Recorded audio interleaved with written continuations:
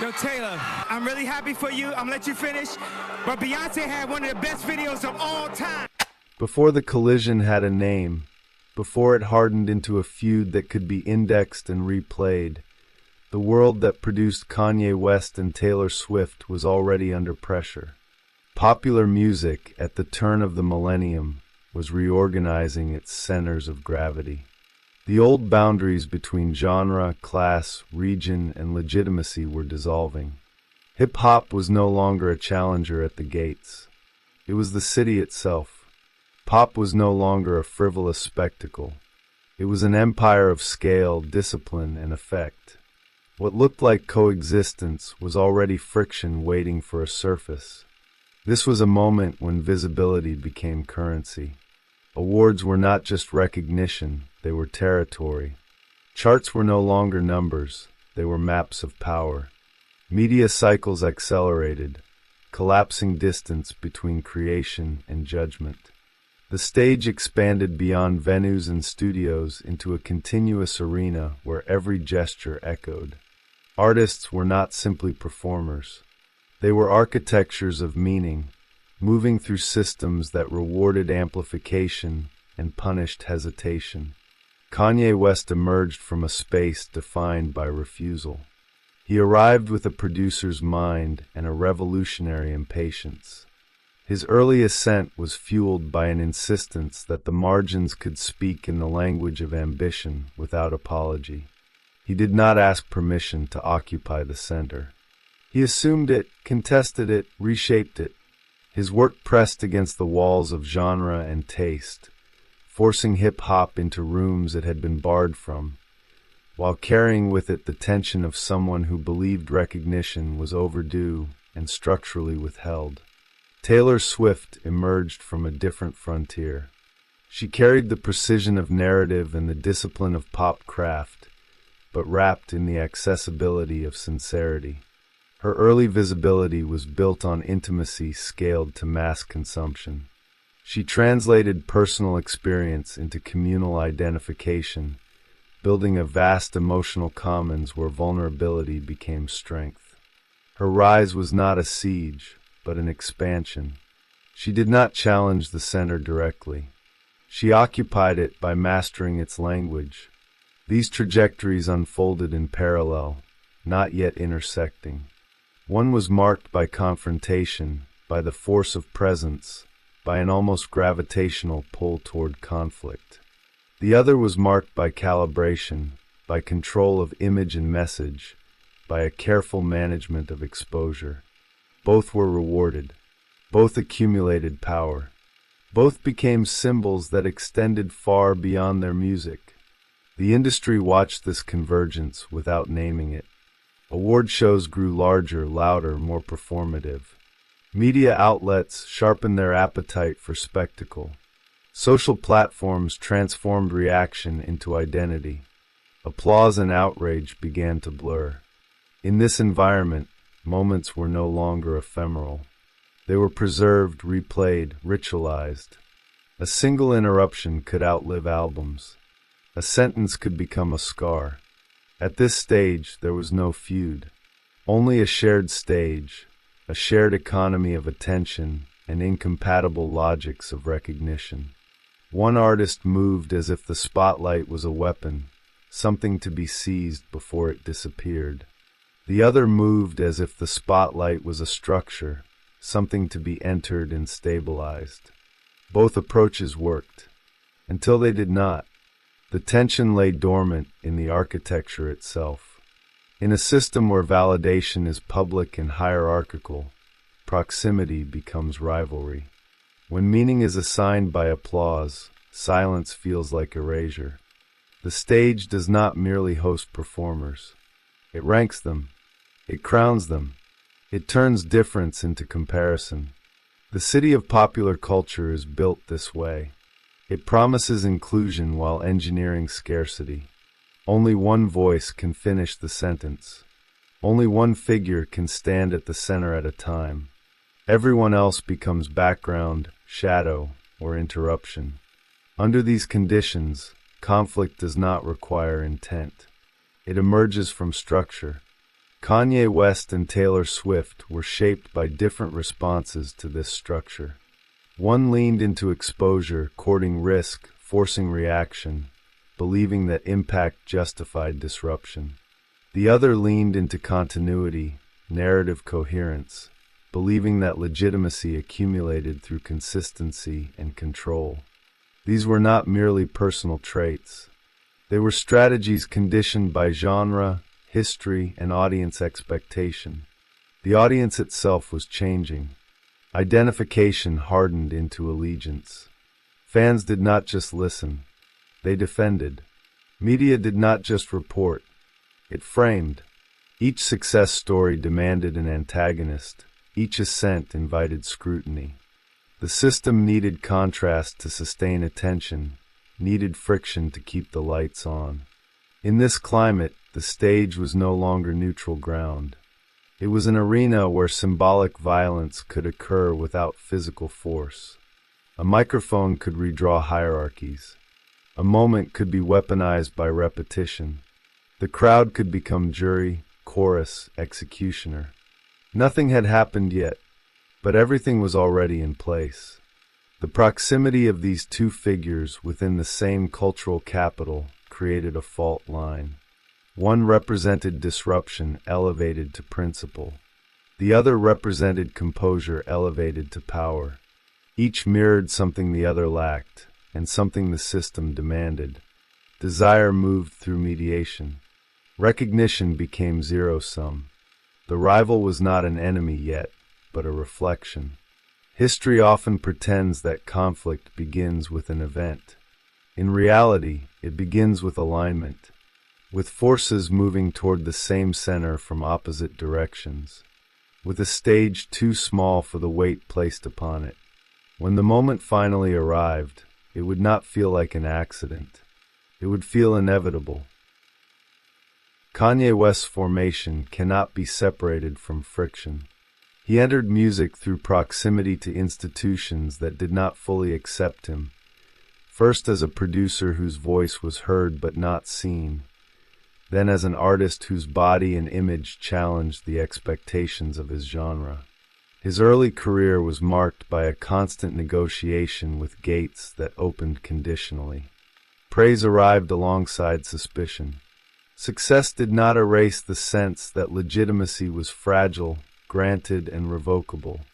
This produced an orientation toward visibility that was urgent and defensive at the same time. His relationship to power was shaped by delay. Recognition came late, after years of labor behind the scenes, and when it arrived it did so unevenly. This created a psychological economy where attention felt scarce even when abundant. Every stage was an opportunity to assert presence, every silence a threat of disappearance. In this context, interruption was not simply rudeness. It was a method of survival within a system perceived as hostile or indifferent. Taylor Swift's formation followed a different path, though not an easier one. She entered a genre structured by tradition, hierarchy, and moral narrative. Her early positioning emphasized discipline, respectability, and emotional clarity. Where Kanye encountered resistance from institutions that doubted his belonging, Taylor encountered expectations that sought to define her limits in advance. Her success required not disruption but precision. She learned to move within structures without appearing constrained by them.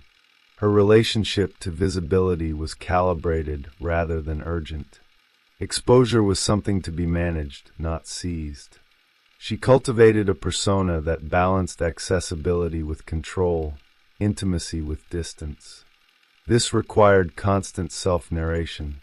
Each album was not just a collection of songs, but a chapter in a larger story, carefully aligned with public perception. The self became a project under continuous revision. These differences were not simply personal. They reflected the histories of their respective cultural spaces.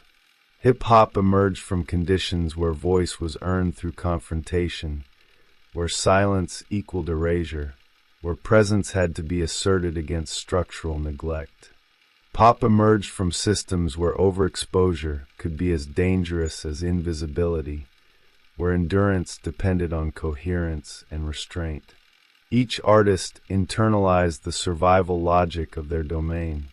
The psychological contrast deepens when considering how each related to authority. Kanye West consistently positioned himself against external validation while craving it intensely. He rejected institutional judgment even as he demanded acknowledgement from it. This produced a volatile oscillation between defiance and appeal. Praise was intoxicating but insufficient. Criticism felt personal even when structural. The result was a sensitivity to perceived disrespect that transformed symbolic slights into existential threats. Taylor Swift's orientation toward authority was more strategic. She sought recognition from institutions while simultaneously learning how to outgrow them. Awards, charts, and public rituals were treated as confirmations of legitimacy, but not the source of identity itself. Her power came from accumulation rather than confrontation. Each victory reinforced a narrative of earned ascent, making challenges feel like disruptions to order rather than invitations to battle. This divergence shaped how each understood success. For Kanye, success was unstable unless constantly reaffirmed. It had to be defended, restaged, dramatized. For Taylor, success was something that could be narrated into permanence, layered into a long arc that absorbed setbacks without collapsing. These models of success were incompatible, yet forced into proximity by the same platforms. The industry intensified these differences. Award shows, interviews, and televised spectacles functioned as compressed hierarchies. They demanded clarity where complexity existed. They crowned winners while manufacturing losers. In such environments, artists were reduced to symbols that could be arranged for maximum tension. A rising pop figure and an established provocateur were not just individuals. They were archetypes positioned for contrast. The psychological terrain of rivalry does not require mutual hostility. It requires mediated desire. Each artist's recognition passed through the same structures, the same stages, the same cameras. Validation was never direct. It was always conferred by an audience, an institution, a spectacle. Under these conditions, the rival becomes a mirror through which one measures worth. Kanye's creative identity was built around authorship and disruption. He believed in reshaping the field itself, not merely succeeding within it. This belief made him intolerant of symbols that suggested complacency or unearned elevation. Taylor's creative identity was built around articulation and continuity. She believed in mastering the field through clarity and resonance. This made her intolerant of disruptions that threatened narrative coherence or moral framing. Their psychological investments collided around legitimacy. Who belongs at the center? Who deserves the crown? Who speaks for culture? These questions were not abstract. They were enacted in rituals broadcast to millions. The stage became a site where unconscious tensions were played out in real time. Media environments amplified this dynamic. The rise of continuous commentary transformed moments into myths overnight. A gesture could be replayed endlessly, stripped of context, reloaded with meaning. Outrage became participatory. Silence became suspicious. Both artists were subject to this amplification, but they interacted with it differently. Kanye leaned into spectacle, trusting intensity to overpower interpretation. Taylor leaned into narrative, trusting consistency to outlast noise. This asymmetry mattered. When conflict finally surfaced, it would be processed through these different logics. One side would frame events as expressions of truth or authenticity. The other would frame them as violations of order or fairness. Both would feel justified. Both would feel wronged. At the psychological level, projection played a central role.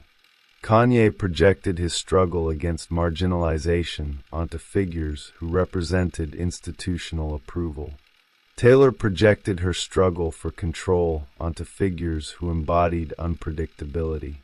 Each saw in the other a distortion of something unresolved within themselves. The rival became a symbolic container for anxieties generated by the system itself. The audience, meanwhile, was primed to choose. Identification hardened into camps. Each artist offered a different model of selfhood. One emphasized rupture, intensity, and transformation. The other emphasized coherence, growth, and emotional literacy. These models resonated differently across social groups, but both promised meaning in a fragmented cultural landscape. The industry benefited from this polarization. Conflict generated engagement. Engagement generated value. What might have remained a fleeting misunderstanding was incentivized to persist. Narratives were reinforced, not resolved. Ambiguity was flattened into opposition. By the time the first visible rupture occurred, the psychological field was already saturated. The conditions for escalation were present long before the event itself. Each artist carried not only personal history, but the weight of cultural expectation. Each stood at the center of a different empire, facing the same spotlight.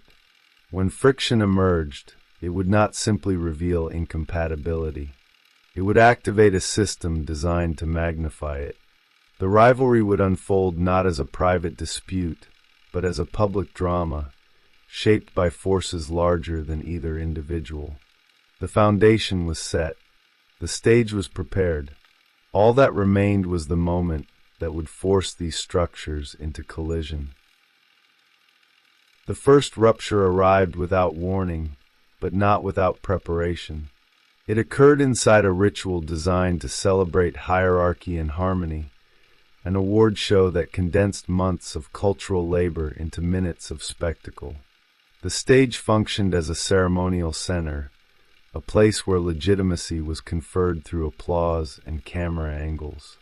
When Kanye West stepped into that space uninvited, he did not merely interrupt a speech. He disrupted the logic of the ritual itself. The interruption reconfigured the arena instantly. What had been a private moment of recognition became a public collision. The microphone, intended as a conduit for gratitude, became an instrument of contestation. Kanye's act reframed the event from celebration to judgment, shifting authority from institution to individual. In that moment, the crown was no longer bestowed. It was challenged. The factual sequence was simple. A young artist accepted an award. Another artist contested its legitimacy. Yet the symbolic consequences were disproportionate. The interruption transformed Taylor Swift from recipient to figure of vulnerability, framed by shock and silence. It transformed Kanye West from provocateur to transgressor, framed by excess and intrusion. The audience was no longer watching an award show. It was witnessing a breach of order. Psychologically, the act expressed a collision of worldviews. Kanye moved as if truth demanded immediate articulation, regardless of context. The stage was not sacred. It was available. Taylor moved as if the stage was governed by implicit contracts, where recognition followed sequence and decorum. The breach violated more than etiquette. It violated a shared expectation of how power should circulate. Media amplification sealed the moment into myth. The interruption replayed across screens, stripped of nuance and reinvested with meaning. Context collapsed. Intent was flattened. What remained was an image, a soundbite, a freeze frame of imbalance. The system did what it was designed to do. It turned a moment into a symbol. Culturally, the incident activated latent narratives. Kanye was framed as the embodiment of unchecked ego, excess, and disorder. Taylor was framed as the embodiment of innocence interrupted, composure tested. These frames were not invented. They were drawn from existing reservoirs of meaning attached to race, gender, genre, and age. The conflict became legible because it fit what audiences already knew how to see. The aftermath extended the rupture rather than resolving it. Apologies circulated, statements were issued, but the symbolic damage persisted. For Kanye, the act reinforced his outsider status, even as it kept him at the center of attention. He was visible but discredited, present but unstable.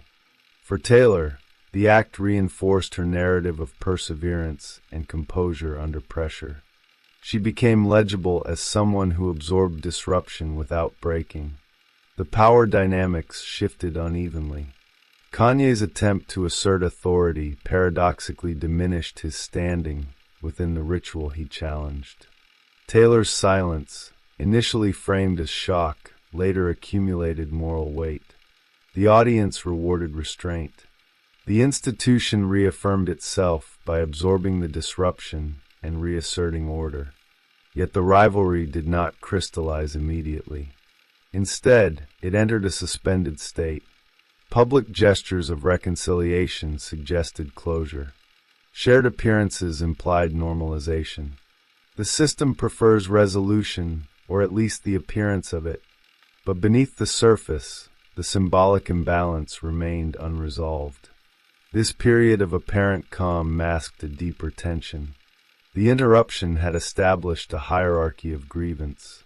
Kanye's grievance was framed as excessive, illegitimate, driven by ego. Taylor's grievance was framed as justified, personal, rooted in unfairness.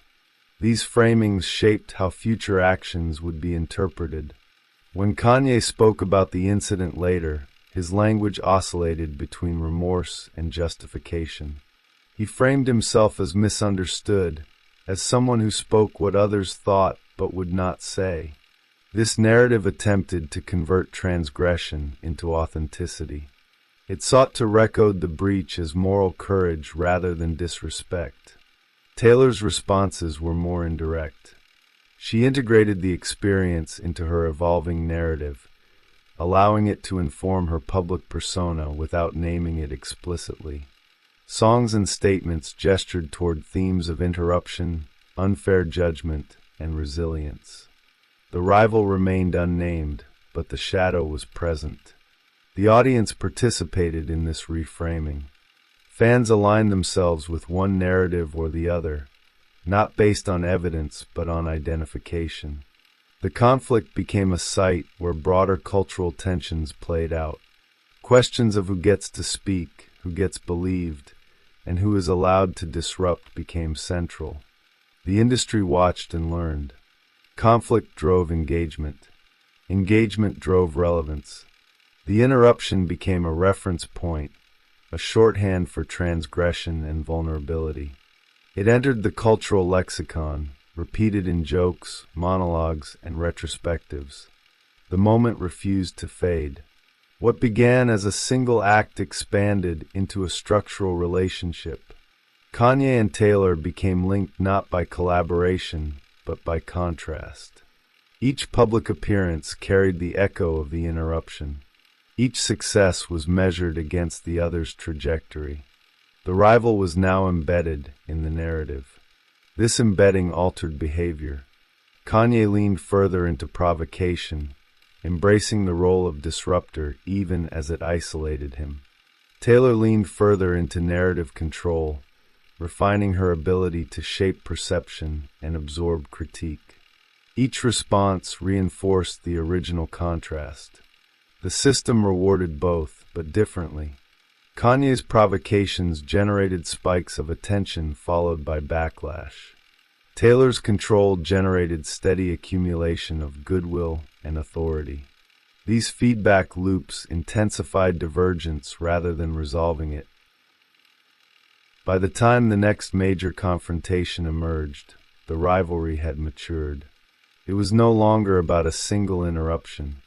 It was about who had the right to define meaning in a crowded cultural space, who could rewrite history, who could claim authorship over shared moments. The stage remained the same, but the stakes had changed. What had once been a breach of etiquette now functioned as a template. The conflict was no longer accidental. It was structural, waiting for its next amplification. The second escalation unfolded not as a sudden breach, but as a slow tightening of pressure. Time passed, careers expanded, and the cultural distance between Kanye West and Taylor Swift appeared to narrow rather than widen. Public gestures suggested reconciliation. Shared photographs circulated. Compliments were exchanged in interviews. On the surface, the rivalry seemed contained, neutralized by maturity and mutual benefit. Beneath that surface, the unresolved symbolism continued to accumulate weight. This phase was defined by proximity.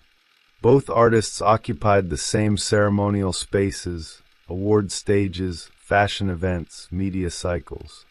Their coexistence was itself a spectacle. Each appearance together functioned as a reminder of the earlier rupture, even when framed as healing. The system thrives on unresolved tension masked as harmony.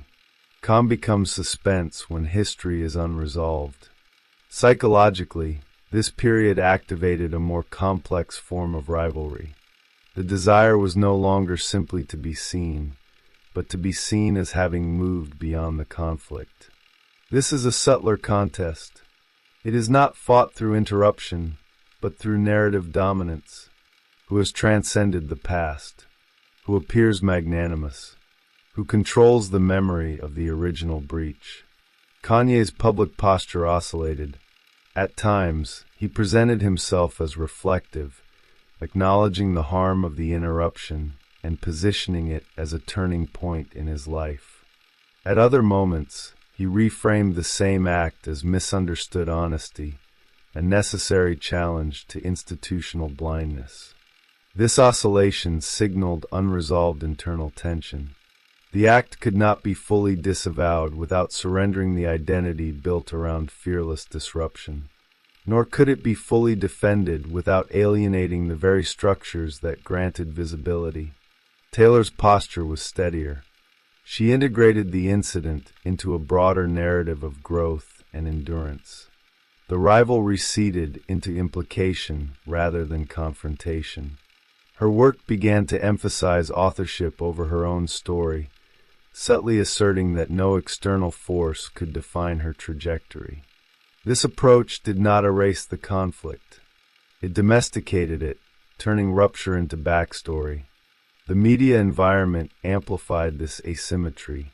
Kanye's statements were treated as events, volatile and unpredictable. Taylor's silences were treated as composure, intentional and strategic. Each response was interpreted through the lens already established. The system does not revise narratives easily. It reinforces them through repetition. The next flashpoint arrived through language rather than gesture. Lyrics became the arena.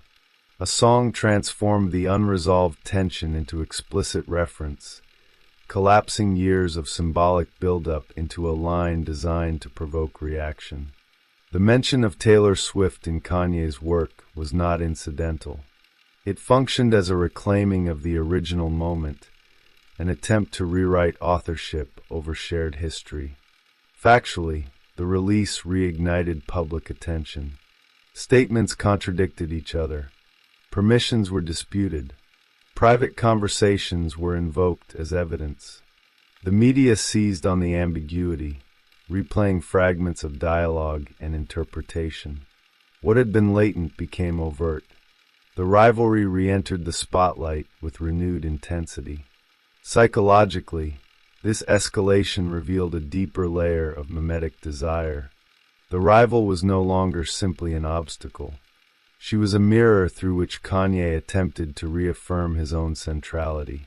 To name her was to reassert connection, to pull her back into a narrative where he remained the disruptive force capable of shaping the field. For Taylor, the escalation threatened narrative control. The reference disrupted the carefully managed distance she had cultivated.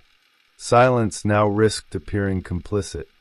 Response risked legitimizing the provocation. The dilemma was structural, not personal. Any move would be interpreted as confirmation of the rival's relevance. The public responses followed predictable lines. Kanye framed the reference as artistic truth, provocative but authentic. Taylor framed her objection as a matter of consent and misrepresentation. These framings were not merely defensive. They reflected incompatible understandings of artistic license and personal boundary.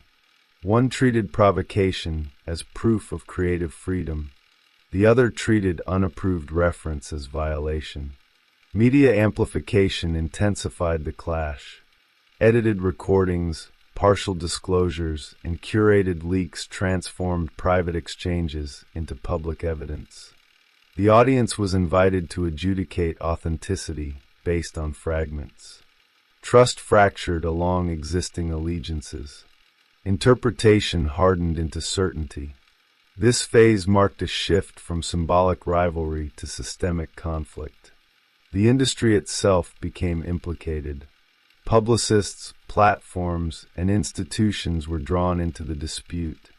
The conflict was no longer about two artists.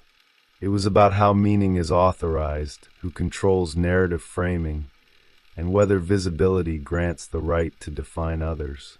The arena expanded beyond music. Social media transformed reaction into participation. Fans mobilized as interpreters, defenders, prosecutors. The conflict generated tribal alignment. Identity attached itself to narrative position. To support one side was to affirm a worldview about power, gender, authorship, and legitimacy. For Kanye, the escalation reinforced isolation even as it sustained attention. Each provocation narrowed the space for reinterpretation. The disruptive persona hardened into expectation. For Taylor, the escalation reinforced authority even as it demanded response. Her narrative of control deepened, absorbing conflict into a broader arc of resilience and self-definition. The rivalry now operated as a feedback loop. Provocation generated reaction. Reaction generated amplification. Amplification reinforced identity. Neither side fully controlled the process. The system rewarded escalation, not resolution. By this point, the conflict could no longer be framed as misunderstanding. It had become a structural drama embedded in the cultural machinery. The original interruption was no longer the central issue. It had become the origin myth for an ongoing struggle over authorship, legitimacy, and the right to shape public memory. The next stage would push the rivalry beyond personal narrative into cultural symbol. The pressure was no longer contained. It was preparing to spill outward, transforming individual conflict into collective meaning. The third escalation marked the point where the rivalry detached from its immediate actors and entered a phase of autonomous motion. What followed was no longer driven by singular releases or statements, but by accumulation. Each gesture landed on a surface already saturated with meaning. The conflict no longer needed new provocations to persist. It had become self-sustaining. This phase unfolded through repetition and amplification rather than novelty. References resurfaced in interviews, performances, and retrospectives. Each return reactivated the entire archive of prior moments.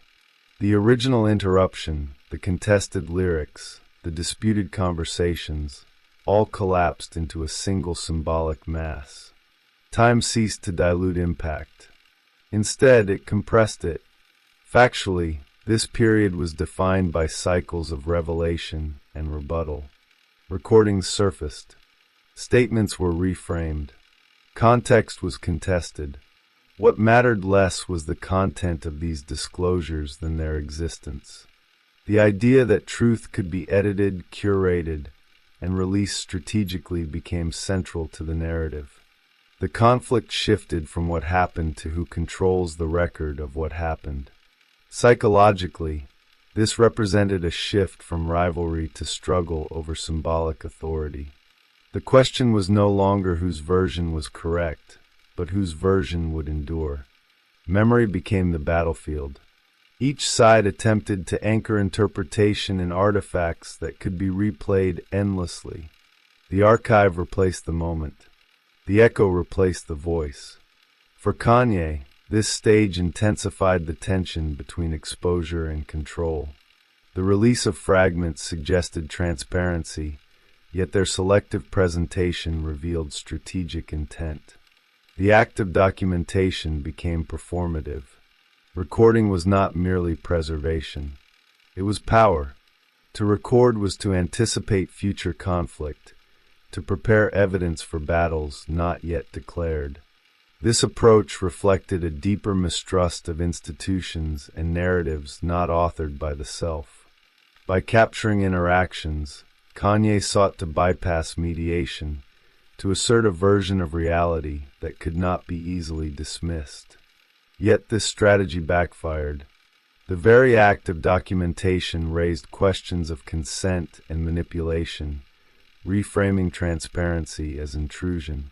Taylor's response emphasized containment rather than escalation. She positioned herself as resisting incorporation into a narrative she did not author. Her language focused on exclusion, on the desire to step outside the arena entirely. This stance was less about denial than about boundary setting. It asserted that not all stories require participation to exist. Culturally, this divergence resonated deeply. Audiences recognized familiar patterns. The struggle over narrative control mirrored broader anxieties about surveillance, consent, and power in a mediated society.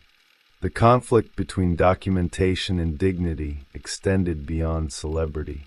It spoke to a world where private moments are routinely weaponized for public consumption. Media platforms accelerated this transformation. Social networks flattened complexity into alignment. Screenshots replaced context. Clips replaced continuity. Each side's supporters treated fragments as proof, ignoring the conditions of their release. Interpretation hardened. Nuance evaporated. The rivalry now functioned as a template for cultural polarization. It demonstrated how easily audiences could be mobilized around competing realities. The conflict offered a simplified moral geometry. One side framed itself as truth-telling and unfiltered. The other framed itself as misrepresented and violated.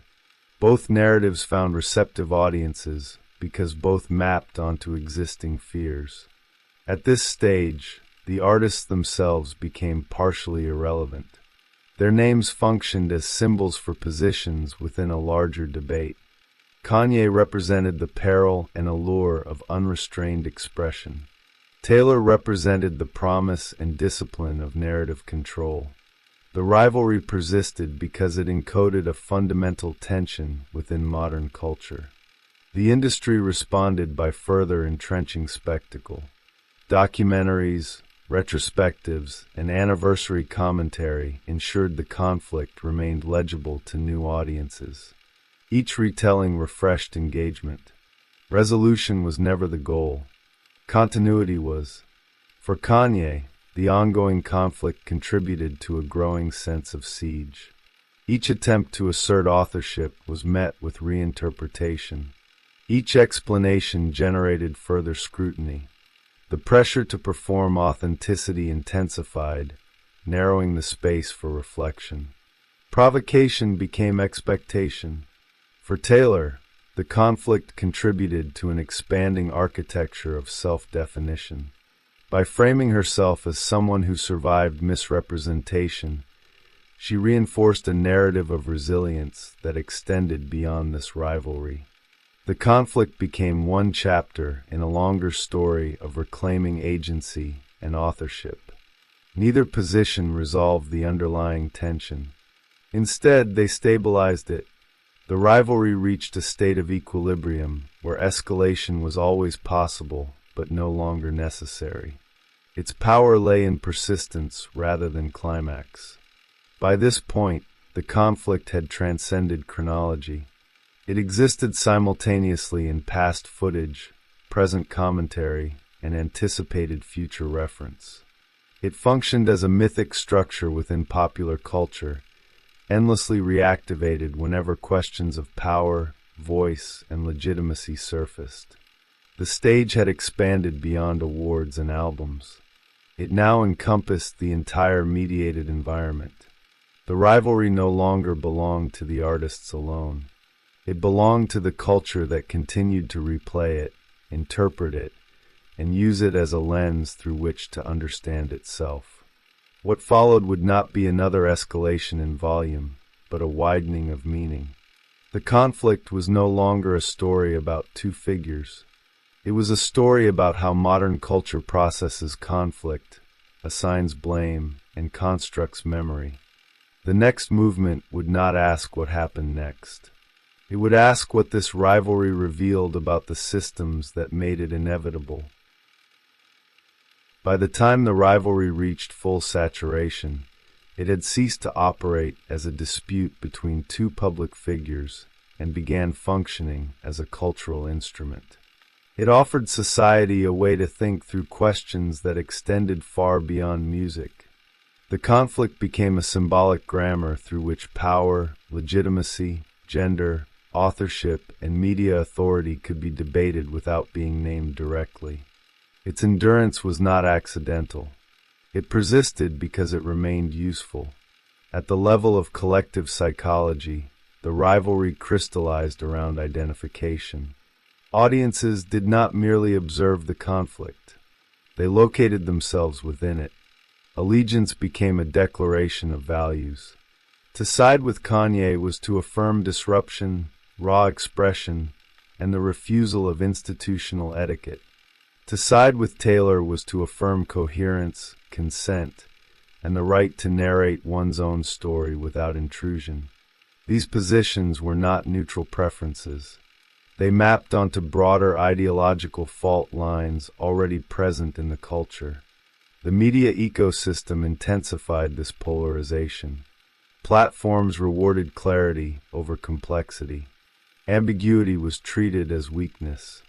Each new development was framed as evidence in an ongoing trial where the verdict had already been decided by prior alignment. In this environment, interpretation hardened into doctrine. Fans did not revise beliefs. They reinforced them. The rivalry exposed how modern culture handles symbolic violence. No physical harm was necessary. Damage occurred through exposure, framing, and repetition. A lyric could function as an incursion. A recording could function as surveillance. Silence could function as accusation.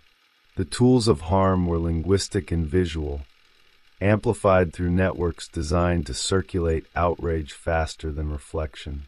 Gender played a central role in this symbolic economy. Taylor Swift's positioning within the conflict activated long-standing narratives about credibility, consent, and emotional expression. Her responses were scrutinized for tone and timing. Her silence was interpreted as strategy. Her objections were reframed as overreaction by some and as restraint by others. The cultural script demanded that she be both resilient and agreeable, assertive but not confrontational. Kanye West's positioning activated a different set of expectations. His volatility was framed as authenticity by supporters and as threat by critics. His refusal to adhere to decorum was interpreted either as courage or as entitlement. The same behavior generated admiration and condemnation, depending on the viewer's relationship to power and disruption. The conflict thus became a site where unequal standards of interpretation were made visible. Race and genre further complicated the symbolic field. Hip-hop's history of exclusion from institutional validation haunted every aspect of the rivalry. Kanye's challenge to awards and recognition resonated with a tradition of questioning who defines value and why. Taylor's success within pop structures resonated with a tradition of mastering institutional pathways to legitimacy. The clash between these traditions was not resolved. It was reenacted. The rivalry also illuminated the mechanics of mimetic desire at a mass scale. Attention became the object everyone competed for, but it was mediated by platforms and audiences rather than possessed directly. Each artist's visibility intensified the other's relevance. The rival became indispensable. Without opposition, the narrative lost friction. The conflict sustained itself because each side needed the other to remain legible.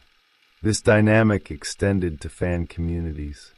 Identification with an artist became a way to resolve personal anxieties about recognition and voice. Supporting one side offered a proxy for one's own struggles with authority, misrepresentation, or marginalization.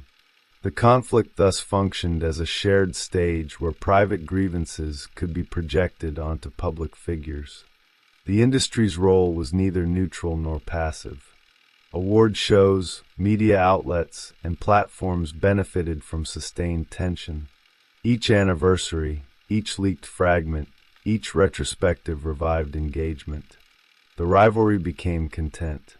Its symbolic value was monetized through repetition. Resolution would have ended its utility. Persistence ensured relevance. At a deeper level, the conflict revealed how modern culture constructs myth. Events were simplified into archetypal scenes. Characters were fixed into roles that resisted revision. Complexity was sacrificed for coherence. The interruption became origin. The lyric became transgression. The response became redemption. These elements repeated with ritual regularity, reinforcing a narrative structure that audiences recognized instinctively. The rivalry also exposed the limits of authenticity in a mediated world. Claims of truth competed with claims of consent. Documentation competed with dignity. Each side appealed to a different conception of what it meant to be real. One emphasized unfiltered expression. The other emphasized contextual integrity. The culture could not reconcile these definitions because it benefited from their conflict. Over time, the symbolic weight of the rivalry exceeded its factual basis. New generations encountered it not as history, but as inherited narrative. The details mattered less than the roles. Kanye and Taylor became shorthand for opposing modes of being within the public eye. Their conflict offered a vocabulary for discussing broader tensions without naming them explicitly. This symbolic function ensured longevity. The rivalry did not fade because it was unresolved. It endured because it articulated something essential about life under constant observation. It revealed how power circulates through attention, how narratives are contested, and how identity becomes a site of struggle in an economy of visibility. By the time the culture reached this stage, the rivalry no longer belonged to its originators. It had become a mirror in which society examined its own contradictions. The conflict continued not because of new provocations, but because its symbolic structure remained intact and relevant. What remained was not anger or betrayal, but architecture, a framework through which future conflicts would be interpreted, a template for understanding how modern myths are built, sustained, and redeployed. The final movement would not close this structure. It would show how it continues to operate, long after the original voices have shifted focus.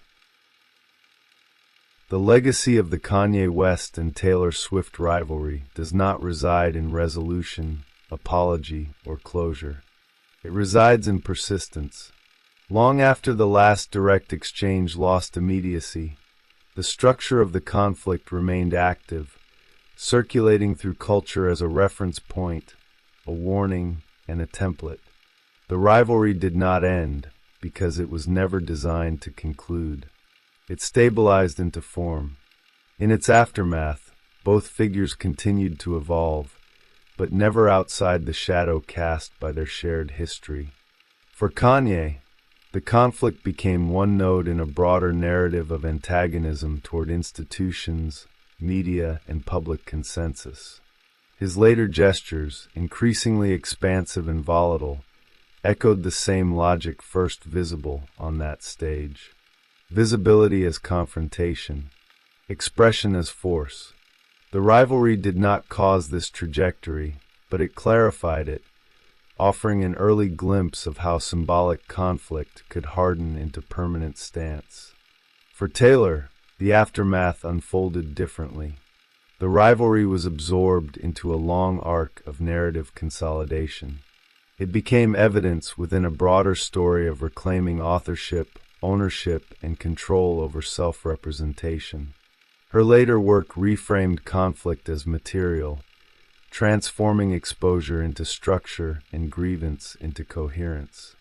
The rivalry became part of her foundation rather than an open wound. Not erased, but contextualized. Culturally, the conflict outlived both of their immediate concerns.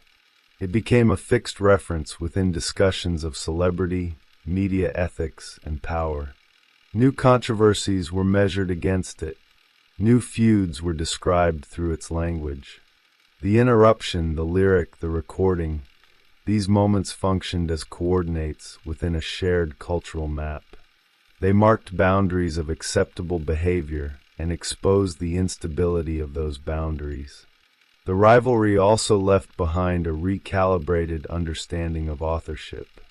It demonstrated how easily one person's narrative could be overwritten by another's amplification. It revealed the fragility of consent in environments designed for extraction rather than care. At the same time, it showed how narrative discipline could reassert control, not by silencing opposition, but by outlasting it. The media systems that sustained the conflict learned from it. Documentation became weaponized. Leaks became strategic. Retrospection became endless. The rivalry trained both audiences and institutions to expect conflict as content and controversy as continuity. It normalized the idea that personal history could be mined indefinitely for engagement. Perhaps the most enduring legacy lies in how the rivalry clarified the role of the audience. Viewers were no longer passive witnesses. They were interpreters, jurors, amplifiers. Their alignment sustained the conflict long after its original heat cooled. The rivalry revealed that cultural power no longer flows only from artists or institutions, but from distributed participation in narrative reinforcement. In this sense, the conflict was not an anomaly. It was a rehearsal, a preview of how future cultural struggles would unfold under conditions of total mediation. Competing truths, selective evidence, permanent archives, endless replay. The Kanye and Taylor rivalry became an early case study in how modern myths are maintained not by belief alone, but by infrastructure. The figures at its center changed. The culture around them shifted. Yet the symbolic mechanism endured. Whenever questions of who gets to speak, who gets believed, and who controls memory arise, the echo returns. Not as scandal, but as structure. The rivalry never asked to be forgiven or resolved. It asked to be remembered. And in that remembrance, it continues to function, not as a story about two artists, but as a lens through which a culture understands its own appetite for conflict, its own systems of visibility, and its own unresolved tensions. What remains is clarity, not peace. An understanding of how easily meaning can be seized, contested, and redeployed once it enters the public arena. The stage is still there. The spotlight still moves. The arena still demands contrast. The rivalry did not close a chapter. It built a foundation,